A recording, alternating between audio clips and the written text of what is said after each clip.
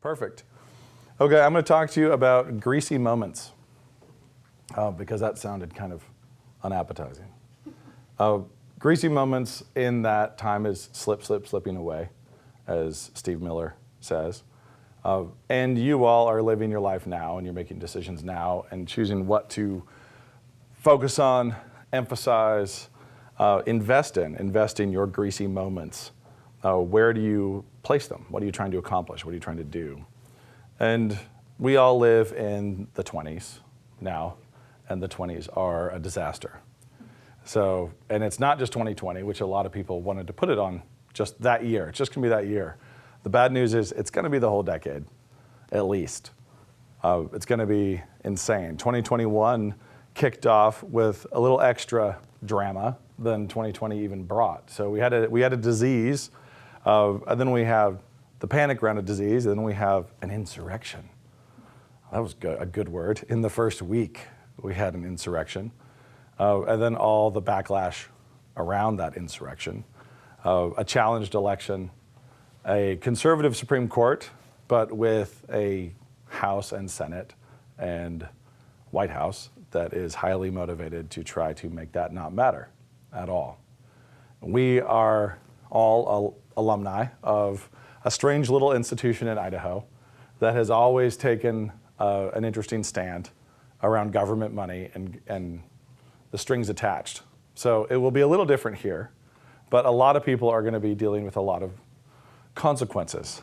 There will be some harvesting of the whirlwind that's going to happen. You know, the wind has been sown and the whirlwind is being reaped now. And we are going to deal with our own version of it, like in our corner. Things are happening where the border starts to matter a lot. The state line matters a great deal.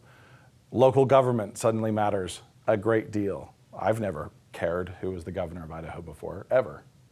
It has never crossed my mind to even care who the governor of Idaho was, because there's simply momentum of Idaho is Idaho.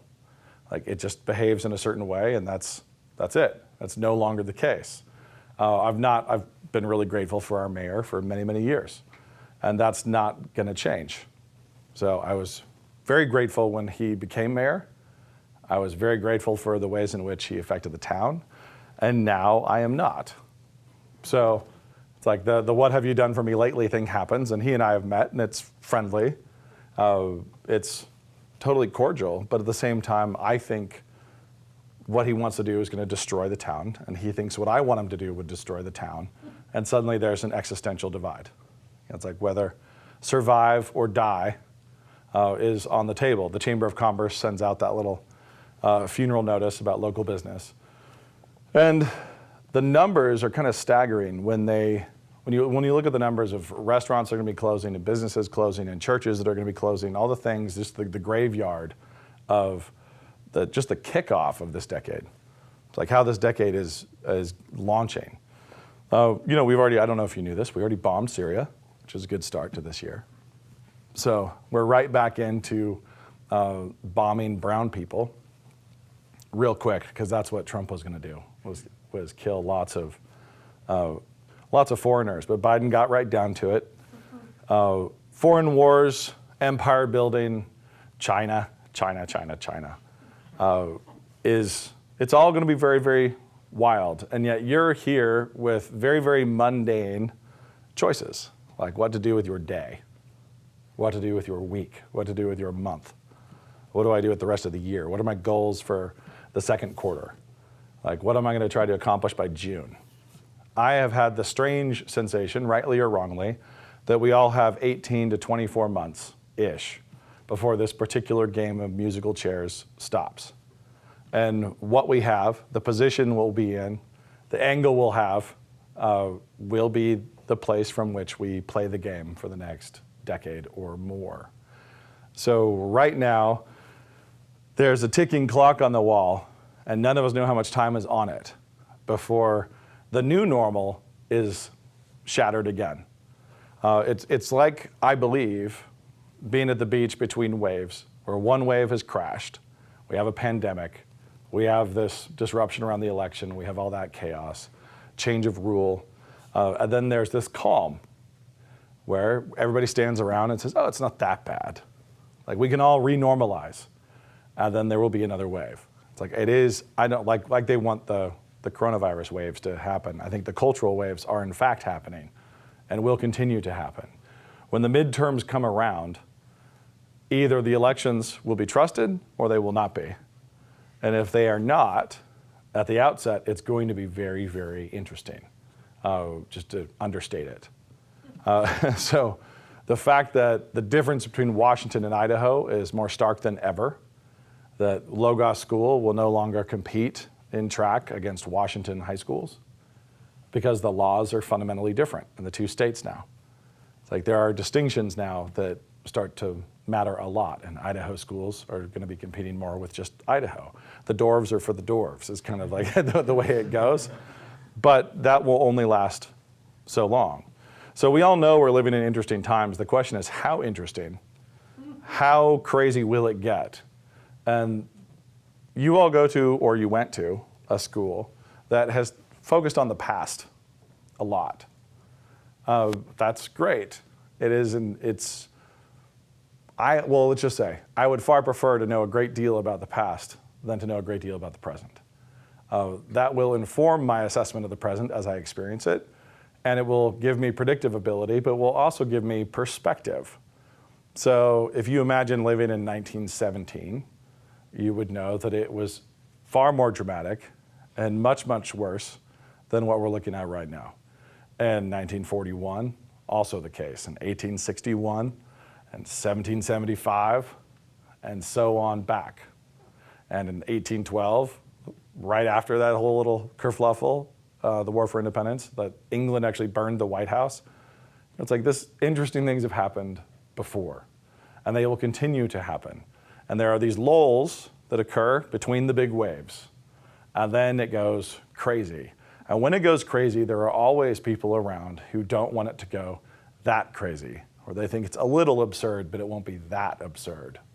You're like, this is folly to stand up against Hitler now, because surely he doesn't want a second Great War. That would be irrational. Like, yes, it would be. And yet you have the people who are placating, the people who are compromising, the people who are selling out. And they're not selling out necessarily because they're cowards. They're selling out because they are thinking with their imaginations. They're focusing on the moment from their place of wishfulness, shall we say. They don't wish for another major war. I think it would be healthy for all of you to write down your predictions for 18 months from now into a little time capsule and just stick it in the ground. Go back 18 months prior to this moment and predict all the things that just happened. Try to predict those things and think, okay, so sitting there, I can say, this is how this is going to go down. The next 18 months are going to look like this. And there's nobody who's pretending like they predicted this. There's nobody around who's even making believe that they knew this was all going to happen. And I think that 18 months out, 24 months out, this will look normal compared to what we're looking at then. So I think we're in a storm. It's going to be cascading. The waves are growing. This wasn't the peak. It didn't just peak and now it's going to go calm. It's going to continue to build, and it's going to be very, very interesting. It's going to continue to be. So if you think about studying the past, the liberal arts, the humanities, some sense of history, the whole point of doing that, in addition to learning the narrative, learning the story that God has told, is to learn from it and actually learn from it in your own lives. So the ability to see the present in the light of the past is extremely helpful. It's a form of wisdom. You can see the behavior of man back in the 40s and the behavior of man in the teens, the last time we had the 20s. It's like you have read these different things, you have studied these different time periods, and you understand humanity.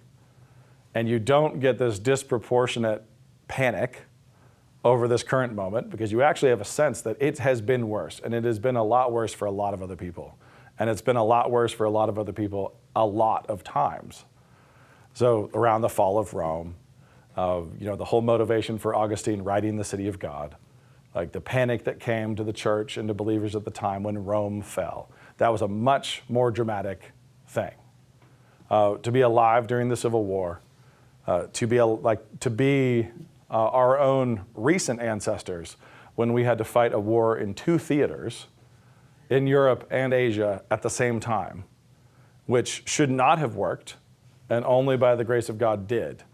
A lot of people look at Pearl Harbor and think, man, what a moronic move. But you can think it's a moronic move only because in the end, they still lost the war.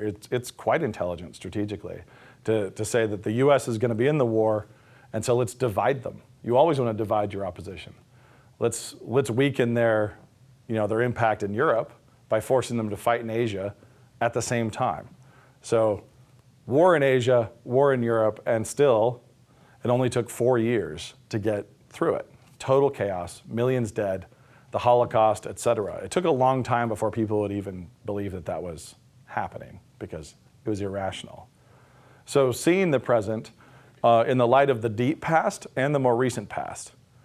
So going back to Augustine, going back to the Vikings when they were burning every monastery, going back to the Reformation, looking at the way the powers of men and the seed of the serpent and the seed of the woman have always interacted. Like they've always interacted in times of upheaval, and there's always been sparks and there's always been struggle. So seeing the present in the light of the past will enable you to not panic, to not freak out, to remain calm while you're making your decisions and while you're deciding how to invest your moments. Like the moments that are just rapidly going by, counting down both in your life and also in this window of time before the next big wave, whatever it is, whatever that may be. Whether it's a land war in Asia, whether it's Cal exit, California leaving, which will be, the current government really wants DC to get statehood, to tip the Senate permanently. That's the front of the agenda. Those are big things and will cause red states to seriously consider moving. Whether it's going to be small, things like Greater Idaho, where Idaho eats conservative Oregon, it becomes a bigger thing, and I consider that one of the smaller options. Or dramatic, like completely separate governance, a true division of the U.S. Sometime in the not too distant future, which would be very dramatic. Whether it's that, whether it's war with China, I don't know. I've got no sense of how big it's going to be, other than it's going to be bigger than this, like that it's ramping up. So seeing the present in the light of the past is a gift, the ability to do that, the ability to keep your heart rate down and to remain calm, because you are not in the worst situation ever known to man. Just not the case, even if you are having to wear a mask more than you want. We like to think about seeing the future as this enormous, sci-fi fantasy concept, the ability to see the future. That'd be amazing if we could see the future. Well, you can, if you can really locate yourself in the past. You can see the present like you're seeing the future, and you can try to read it a little more clearly, a little more objectively. But the real benefit of being able to project your imagination into the future is the ability to see the present moment from the future. So it's not about seeing the future just so you can see it. It's about locating your perspective there so that you can look back at yourself right now and govern your behavior right now and make your choices and decisions now in the light of what you've seen. So trying to see the present from the future is a much stronger position to be in. I've had plenty of conversations with people where they are balking at like the price of land, for example. And I've had conversations with people balking about the price of land as long as I've been in Moscow and a semi-adult. People have been talking about that. From when my parents bought 3 acres for $17,000, I think it was, to the present when people are looking at a big block of land on the edge of town and they're like, that's just too much. $415,000, that's just too much. Maybe $395. And you think, okay, so go to the future and then look back at yourself right now.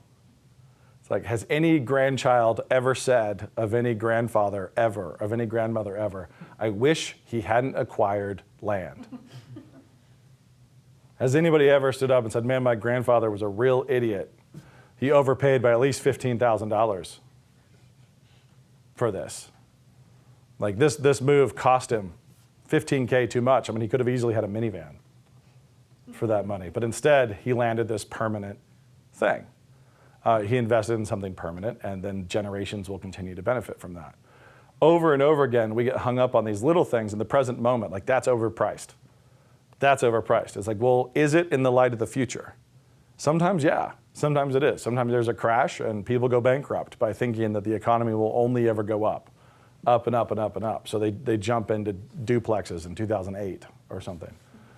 There's times when people are saying, yeah, I wish Grandpa hadn't done that. That would have been nice if he had not been so stupid. But overwhelmingly, we are inclined to timidity. There are outliers who are inclined to over-aggressive investment and who overexpose their assets and crash and burn. But overwhelmingly, we think, oh, I'm going to play it safe. I'm going to stay by the edge of the swimming pool. And I would tell you right now, it's like, well, this is the time to run your hurry up offense. It's like there's a moment of calm right now. This is relative calm. Make your moves. Do what you can do to try to be in the place you'd like to be in a couple of years, assuming things are going to go haywire even more than they are now. Do what you can to try to see the present from the future. An example of this from my mom's dad. He told me a story on the regular. He told me a number of times this particular story. And I wish I could remember all the details more clearly, but I'll give you an impressionistic version. He was in Berlin after the war, and he was in Berlin as a lieutenant colonel in the Air Force, and I don't remember exactly what he was responsible for, but he was in a lot of brassy meetings. You know, he's in there with the brass. When the Soviets started building the Berlin Wall, he was there. When they started dropping posts and stringing barbed wire. And one of the reasons why he believed he was never promoted past that rank is because he threw a holy conniption fit in those meetings that the U.S. should bulldoze the wire now. Knock it down now. If you don't knock it down now, tomorrow it'll be concrete. And then it will be tradition. And then it will be true jurisdiction. And we'll have this like prison. Like they're going to imprison half of this city. And if you just roll it over right now and say, yeah, no, we're not going to have barbed wire between the two halves of Berlin, nothing bad can happen. They'll be a little bent out of shape, and that's fine. But we will fight now. Don't wait till later. Never wait until later if you can see the trajectory. Do it now. Procrastination and conflict is an absolute destroyer. So if you are in a state of conflict and you're thinking, I'm going to procrastinate, like, well, that's really dangerous, extremely dangerous. I'm going to procrastinate while they solidify their position. I'm going to procrastinate while they plan their next move. The person who is in a death match first is usually the winner. The people who realize it's an existential fight first and fight like it tend to be the winners. Overwhelmingly, the side that gets there, the side that gets to the full realization of the stakes earliest wins. And the people who are talking to themselves into like, well, it's not that bad. What's the worst that could happen? Like the people who ease themselves into that place tend to be very badly off in not too long. It is embarrassing to me that the U.S. did not get into World War II earlier. It is a shame, frankly, a national shame that London was being bombed. Like planes are blowing up London and we were still sitting on our hands. And we let Hitler get an enormous amount of momentum in Europe before we came in. And we waited until we were provoked into 2 theaters to do it.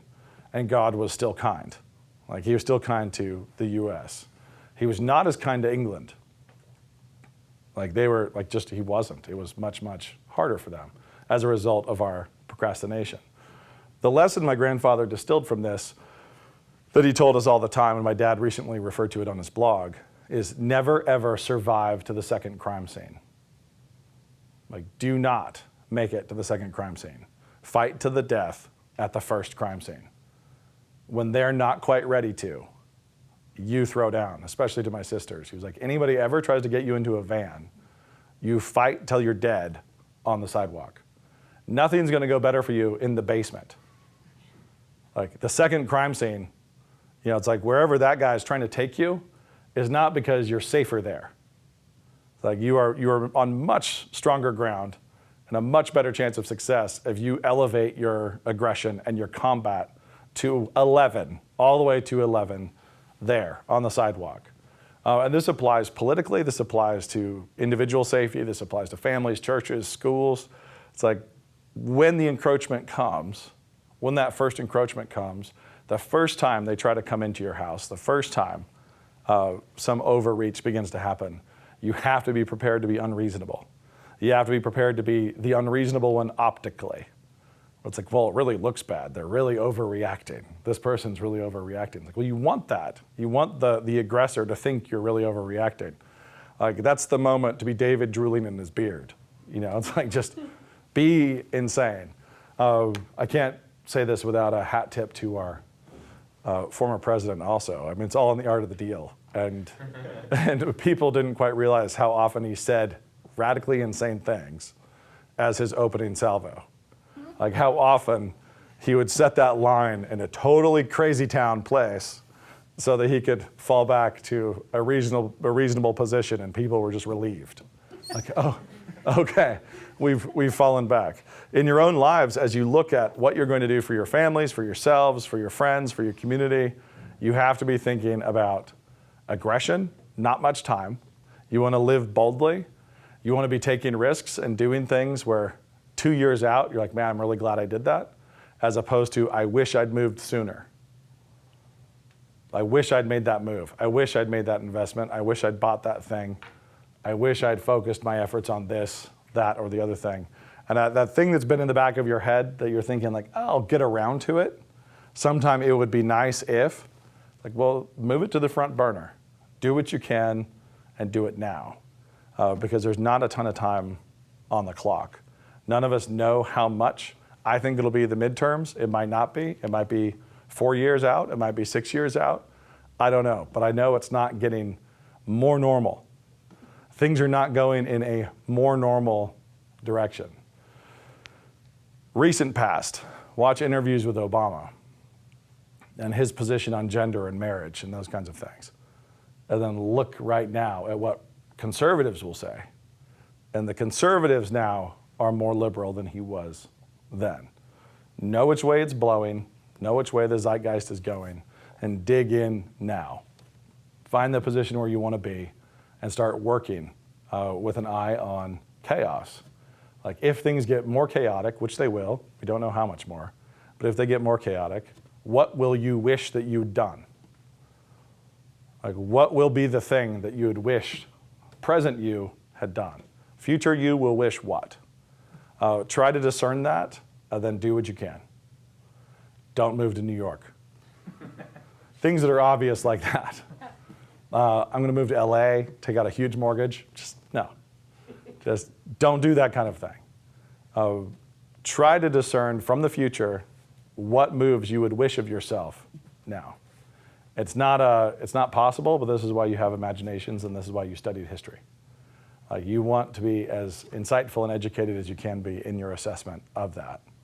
So the most permanent things, there's nothing permanent here, but the most permanent things are the things I would encourage you to be in pursuit of.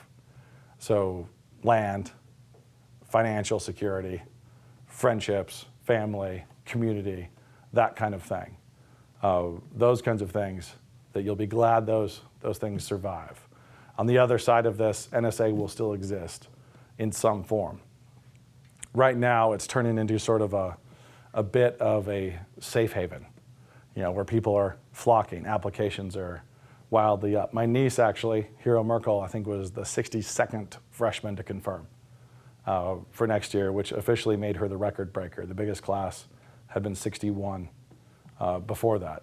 So they're expecting 100 freshmen. They're expecting more and more people to be coming. Even if there is a crash nationally, that kind of thing only increases the influx of people here in shelters and tide pools like this place and other towns like it. So do what you can to read the present and read it in the light of the past and try to really, pour yourself a nice hot drink and try to read it in the light of the future. Like try to see the future and try to see yourself right now from that position as you make your decisions on what to do next. Questions or thoughts on all this? Yeah. You told us to use our imaginations and put bets in a time capsule. So even if we don't know exactly what's going to happen, just go ahead and put something in. What you said you don't know, obviously, but what would you put in your time capsule? Right now? Can you repeat the question, please? Yeah. So what would I put in my time capsule? It's tough. There's a lot of different possibilities. So if you're talking about really specific predictions, I'm happy to make those recreationally, but how serious I am about them varies. So we're obviously kind of tipping on the brink of nationalized travel industry, vaccine cards.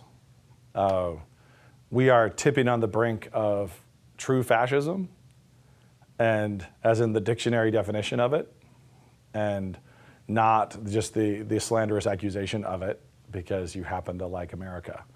But when private industry starts to be nationalized, we had a really interesting thing happen this last election when traditionally whenever there's a commie revolution in a small country, one of the first things they do is they seize the radio stations and the TV stations. So you have to seize media. So a couple Cuban brothers, it's like they seize the government building and then they seize radio and TV. If you can get those two, you've won. What we just had was radio and TV, the equivalent, seize government. Instead of it going the other direction, where people seize control of the government and then they seize control, we had tech, current communication, choke off things that are verboten and stifle those things and reduce those things, disappear those things. It is funny to think that Canon Press has been heavily censored off of Amazon now.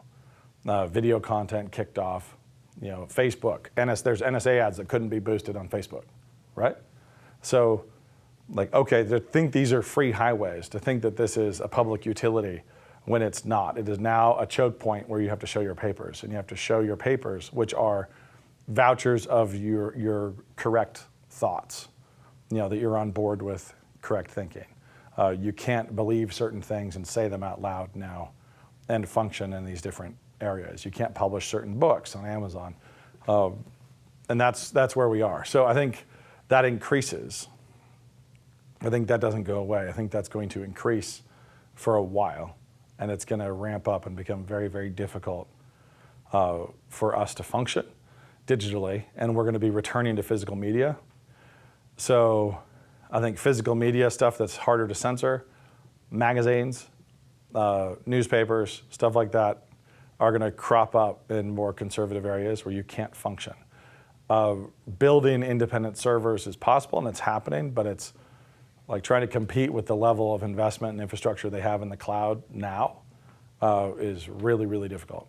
So I think physical media, nationalization of travel, the airline industry, things like that are coming. And I think there's going to be significant encroachment into schools. So I think Logos will be having difficulty playing, like even participating at a state level or playing against other government schools in competition.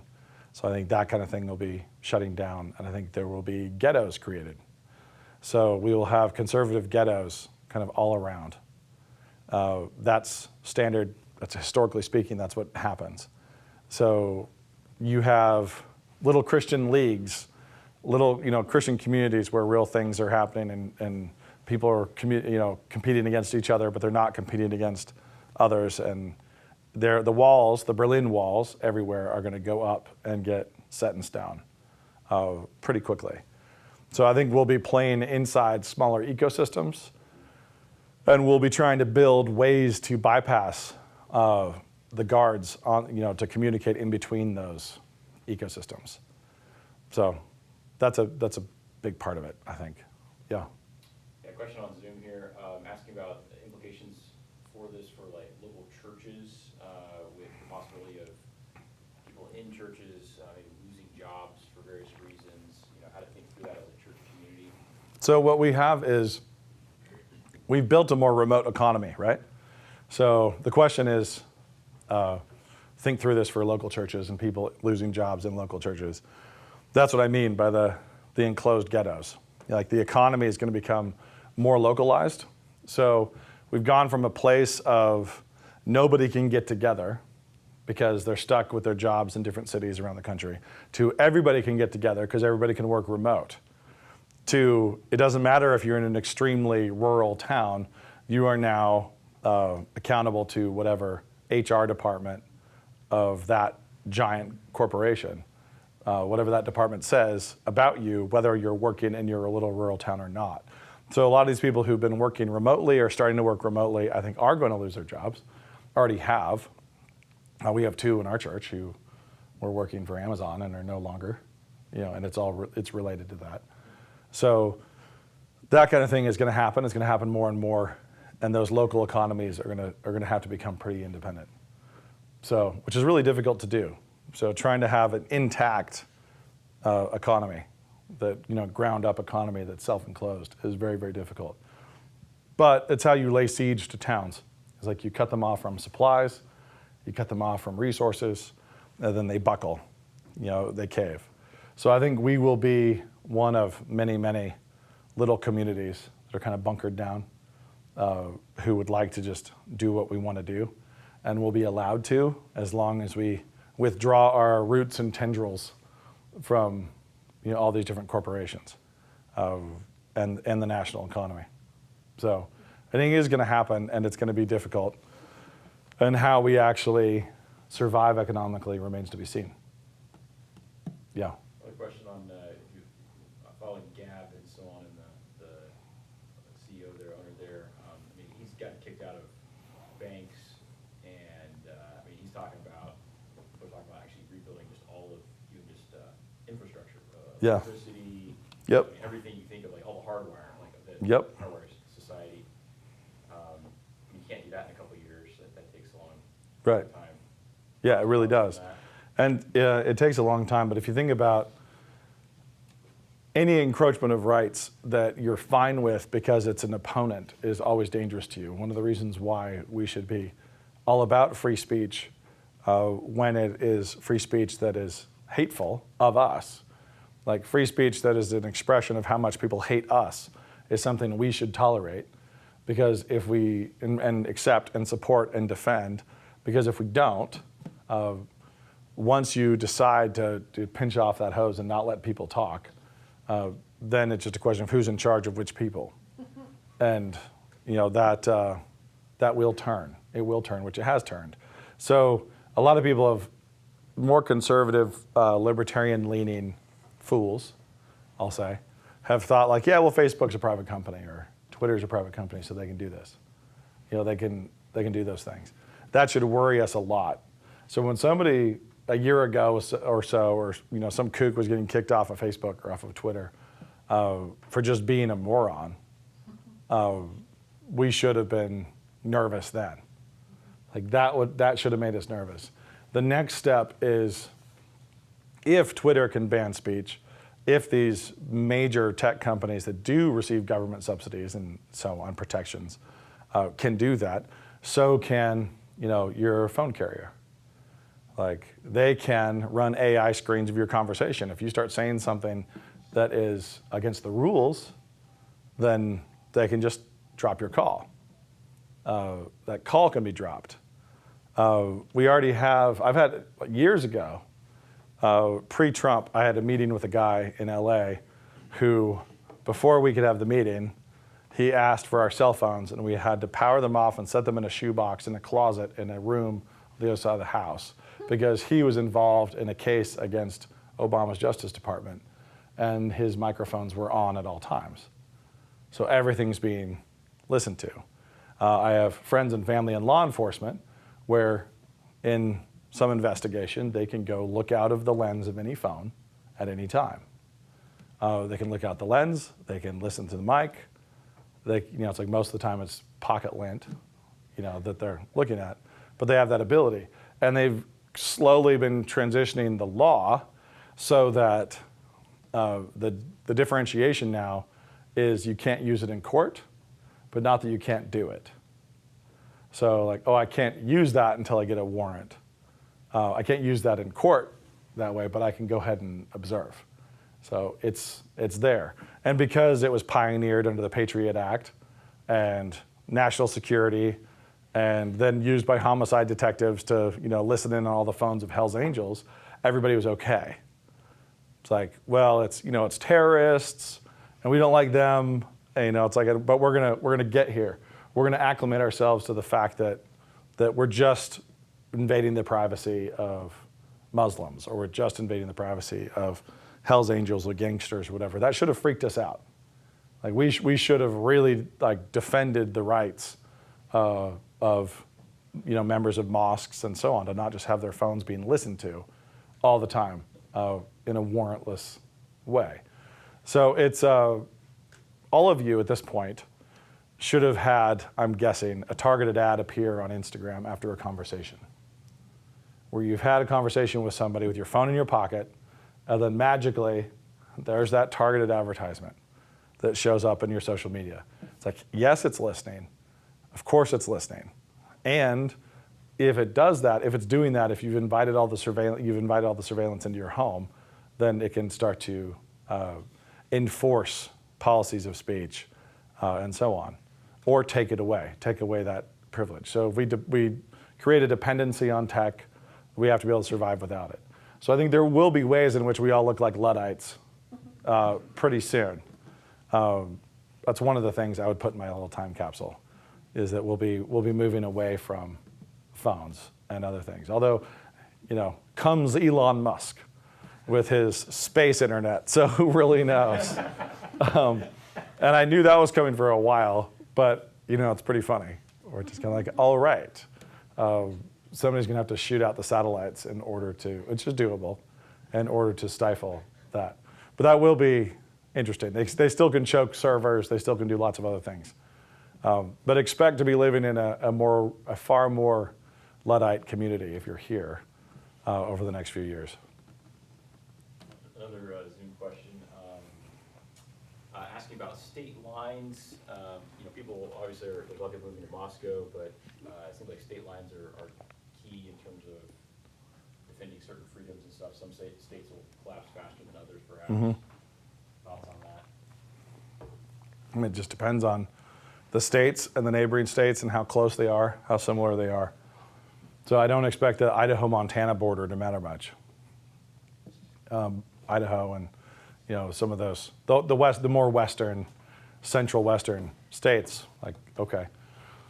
Utah, Wyoming, there's a big cluster through the middle. I think things will be very similar. But where we border Washington, and I think it's going to make it's going to be more and more dramatic in its distinction. So we've seen that with COVID protocols, but we'll see that with vaccination papers, and we'll see that with school participation and lots of other things. It is really strange and disturbing to watch things collapse that we're used to. Things like the Olympics, But it's funny how all these little idols, all these little things that we're very fond of, we like to think of them as permanent, things we might really like, and it's totally fine to like. It's amazing to watch them just crumble. And so the Olympics being one of them, the NBA being another one. It was like ratings are just, just down, down, down, down. Texas. Has anybody ever idolized Texas? Oh, yes. Many, many people have idolized Texas, and Texas just got pantsed in front of the whole world, just like by a blizzard. Like, that's embarrassing. That's really, really embarrassing. Like, Texas just got humiliated, and Abbott is like back trying to prove his machismo. It was like, oh, enough of the shutdown that I've imposed on everybody. Like, yeah, now we don't care. Now we're big risk takers again, we Texans, after having built an independent grid which completely failed. So, sorry about that, but at least you can take your mask off. It's bizarre. So Texas got popped. The NCAA has been popped. It's like all these different things. Public schools, try to come up with some kind of hat trick, some kind of weird trick shot that is going to cause them to shut down nationwide. And then there it was, the same thing that took out the Olympics. Apparently God had a real problem with the Walt Disney Company as well. I don't know. Live sports and ESPN, cruises, theme parks, tentpole movies. So the same thing that like billion-dollar movie franchises, and then all the theme park cruise stuff, like their diversification was their power. Like they were so strong and so big, they could eat Fox for $74 billion and just kind of pull it in, and then suddenly it was just, just down. They'll rebound, they're rebuilding, they're smart, and they're building stuff up. Stuff will come back, but it's gonna come back like a forest after a forest fire. It's not just gonna come back right away. Yeah. In terms of, like you mentioned, vaccination papers a couple of times. Yeah. If that happens, one, how do you, again, predicting for fun, predicting recreationally, what do you think that might look like? And then if it does, well, it already looks this way. You already have to. Could you repeat the question also? She's asking about vaccines and what it would look like. The full question would be, so when masks came, it was like, for a lot of people, they were scrambling to know what play they're in. Like they hadn't thought about this. Some people were like, well, I'm not wearing it. Other people succumbed to it and then realized they should resist. Others didn't resist at all. So like, what should our approach be to vaccines if it becomes an issue where like you can't fly without one? Or, can you kind of run that play a little bit? It's going to be, so that the question is big and wandering. Yeah. So I can't really restate it. But the question is basically what to do about vaccines being required to travel. If you want to travel, get the vaccine. Yeah. I mean, that's what it's going to be. So, or don't travel if you don't want to get it. But the thing with masks is interesting because if you really believe that masks were important, they were really important to the health of the whole population, you, even from that position, should still see the danger in the government mandating them. I mean, it's just, you should see how wrong this could go. So even if the government is right and correct where masks have been mandated, you have to know that you just opened the door to the next time when they're wrong. It's like some people think that this is required for the good health of everybody. And yet, as soon as you do this, as soon as you start letting the government make those decisions, those health decisions for us individually, then it's really problematic really quickly. So I actually think the efficacy of masks has been a big distraction. And it's kind of like when people fight about what art is, I think it's kind of pointless. You shouldn't, like there's no reason to argue about whether this is or is not art. The question is whether it is or is not beautiful, right? You get into that. And so the question is not whether masks are or are not effective. The question is whether or not the government should have the authority to regulate healthy people for the prevention of disease. And that is a huge governmental step. And so if they're doing it correctly or doing it incorrectly is kind of a moot point to me. The question is whether or not they're doing it at all. And there are times, and there is precedent for it with smallpox and other things that are like truly lethal. There's places where you can't come to school if you don't have a vaccination. And I think that makes sense. But finding the line of case law is new. This is a new thing for us. And so I would love for us to be cautious and thoughtful and work it out in the courts to find the actual boundary of the jurisdiction of the government for when and which level of government for when they can impose preventative health measures on healthy people. That's a very interesting legal issue. And so I think a lot of people have gotten sucked into masks don't work or masks are really important or you go outside without one, you're murdering people, or love your neighbor, just wear one because they're the weaker brother, whatever. All of that is kind of moot to me. I'm less interested in that. I'm more interested in government regulation of preventative health measures, period, full stop, whether they work or don't. So can the government make it illegal for me to smoke? It's like, well, they have in different little areas in public spaces, but that's because of the impact and other things. But if they do make it illegal to smoke, I'll be smoking, tomorrow, and it's with the full knowledge that it's unhealthy, that this is bad for me.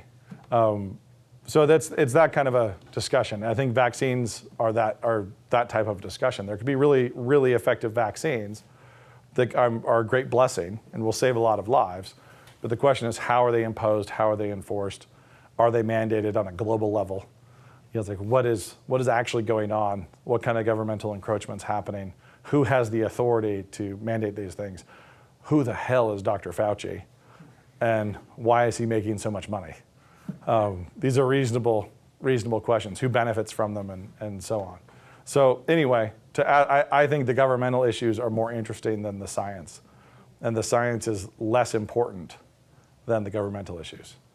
So if the science is right, that it's unhealthy for you to eat cornflakes every morning, and that you're more likely to get cancer if you decide to do that, and they then mandate that you stick a little Surgeon General's warning on it, and the government says, no, actually, we're just going to make it illegal for you to eat cornflakes. Like, it's now against the law for you. It's like, well, that would be something that you should have a problem with. Anyway, it's a simplistic discussion of it. There's a lot of fine legal distinctions have to be made. Case law, jurisdictions, things like that. Traditionally, governments have had the ability to quarantine the sick, and this is actually in the Idaho Constitution and other places. You can quarantine the sick, or you can quarantine areas of outbreaks. So if you can deal with the whole town. So if Latah had a big outbreak, the governor could have locked down Latah. Nobody in Latah is allowed to leave. That's incidentally what China did with Wuhan, although they allowed international flights to continue. So nobody in China was allowed in or out of Wuhan, but internationals were free to fly in and out. Almost like there was a plan, but anyway, that would be a conspiracy theory, so I won't get into that. But I think I at least discussed your question if I didn't answer it. The governmental issues would have to be discerned and established before any medical ones are discussed. Yeah. Do you feel like this problem of invasive governmental regulation can be dealt with through the democratic process or activism, mass movement? I think it's more likely to be dealt with. So to restate the question, can the government overreach be dealt with through the democratic process? I think no. I think it will be dealt with through what always happens with overweening pride. I think it's dealt with through an explosion. When you overinflate the balloon, it pops.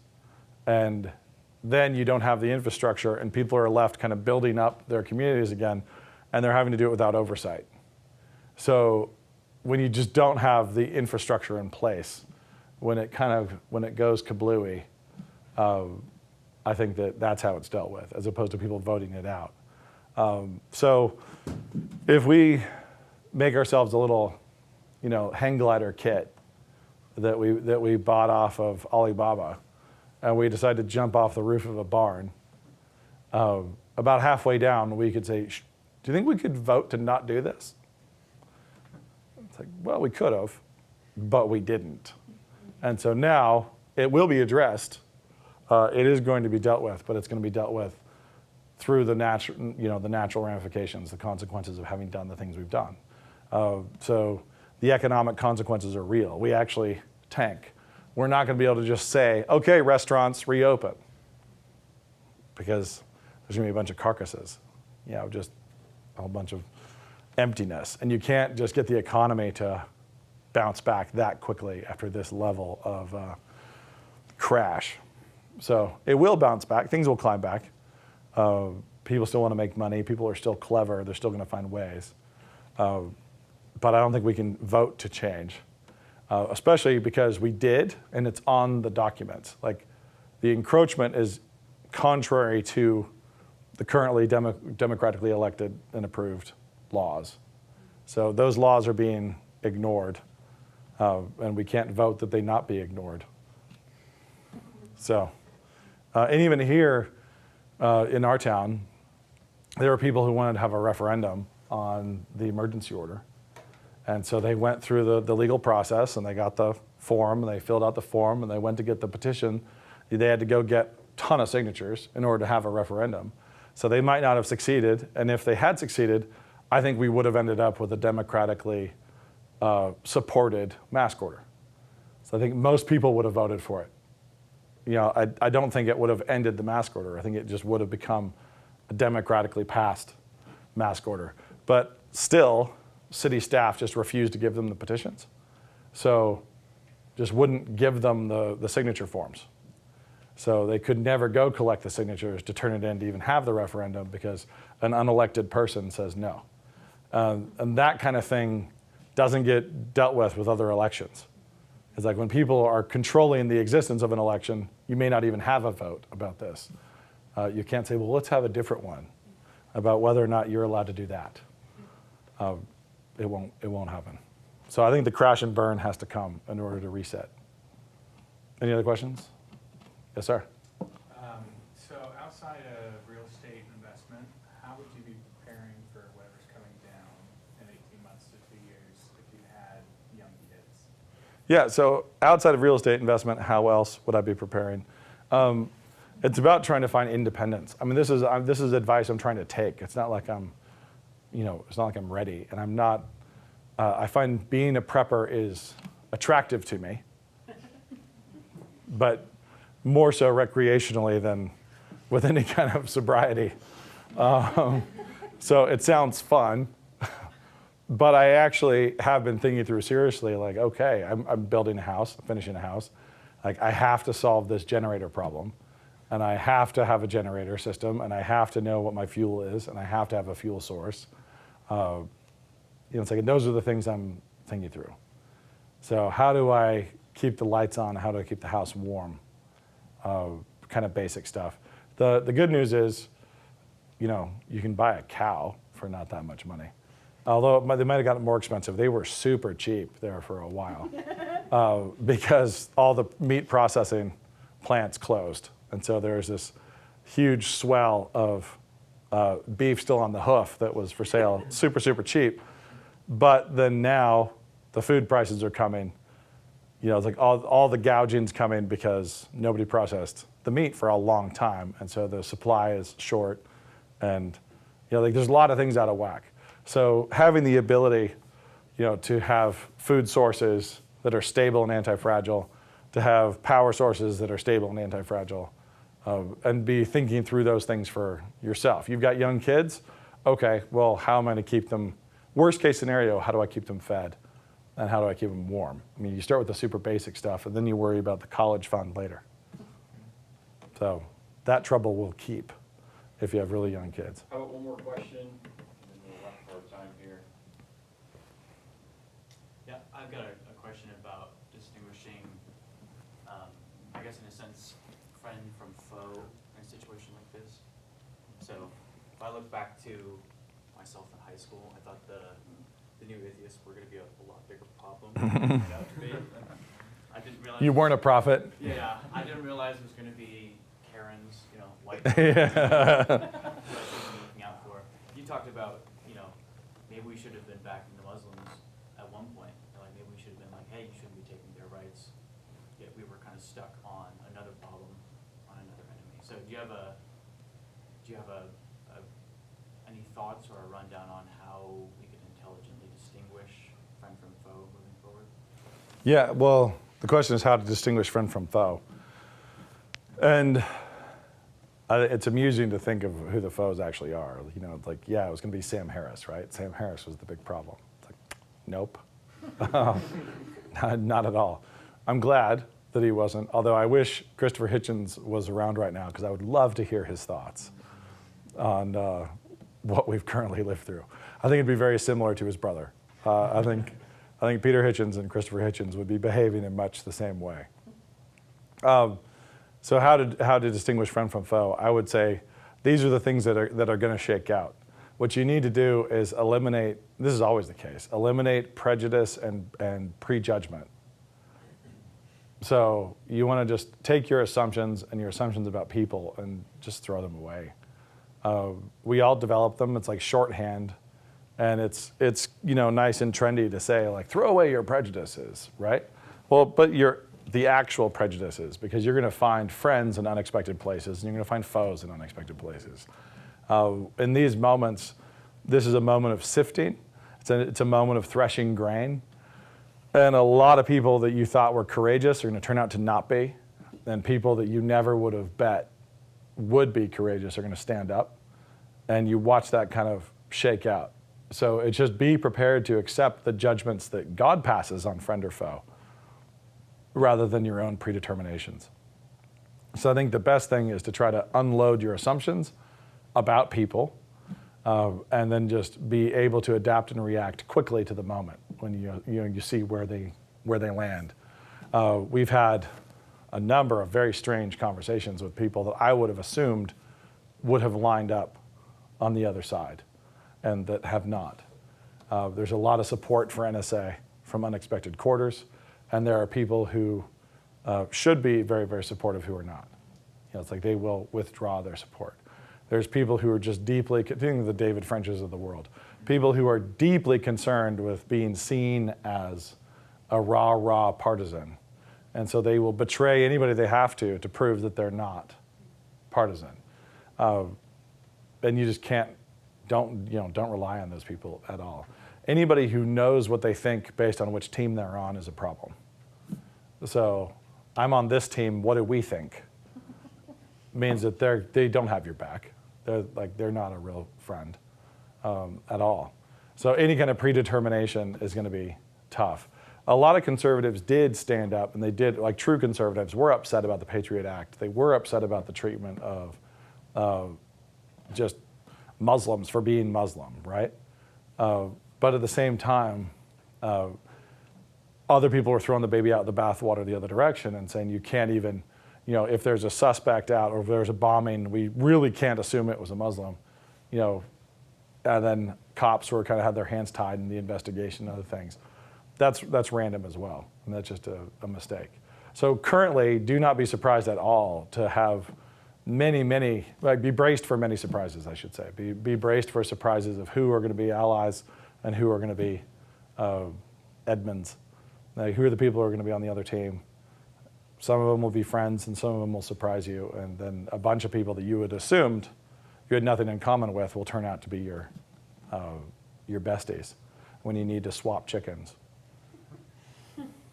Great, thank you. Which I really hope we don't have to, because I hate chickens. Thanks a bunch.